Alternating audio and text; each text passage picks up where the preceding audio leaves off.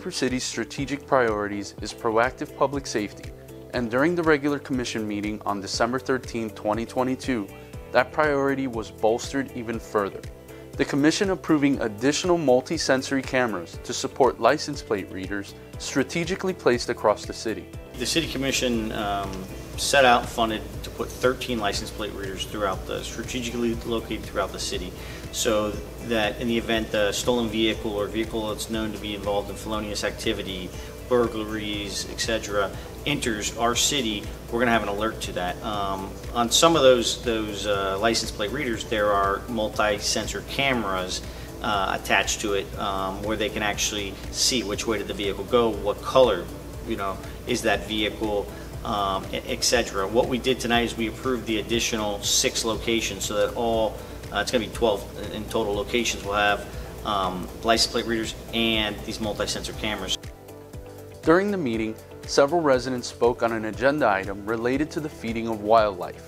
The City Commission discussed the potential for an ordinance that would prohibit a public nuisance, while making it clear that the intention is not to stop residents from feeding a minimal number of animals, such as ducks and cats. And a lot of people thought it was about, cats per se, community cats, and it really wasn't. What it turned out is we have some residents in a certain neighborhood that are complaining because one particular resident is feeding buckets or shovels full of feed to invasive geese every day, to the point where there's 100 or 75 different ducks there at one time. And this is creating some health issues with the feces and the noise and everything. So what we discussed today is coming in with a very narrow ordinance that would prohibit the nuisance feeding of wildlife.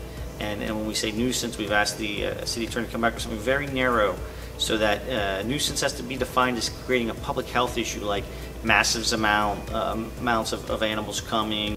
The City Commission also requested an update on the relocation of a dog park within the city.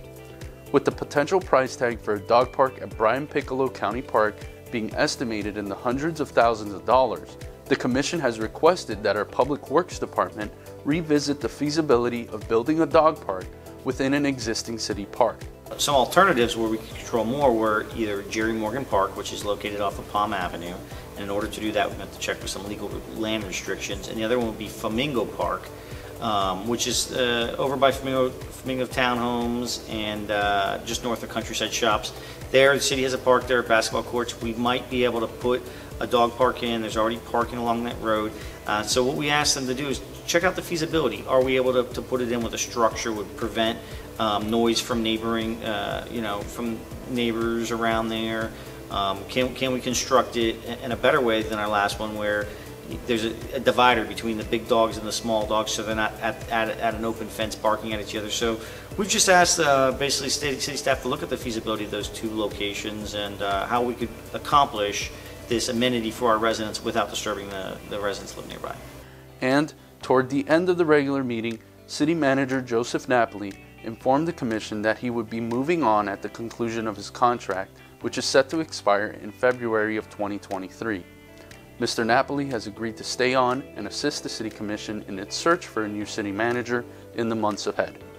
The city manager's contract expires, 3-year contract expires in February, and he let us know that he wasn't, he was inclined to maybe to move on and try some different, maybe different avenues.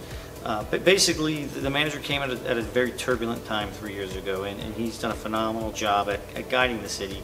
And I really respect his decision to, know, like I told him, you got to know when to hold him and know when to fold him. And so we've respected that decision and his wishes. And what we've discussed is really an ample transition to the next step. He guided us through some difficult times, and we're appreciative of that. And now the manager's agreed to stay on a couple months past the expiration of his contract to help us find the next leader to step in those shoes and take the city to the next level. So I think everyone was very complimentary of the service he provided, and really appreciative of where we are today and excited about the future. As for more information on the December 13th regular meeting, head to www.coopercity.gov and go to the news section.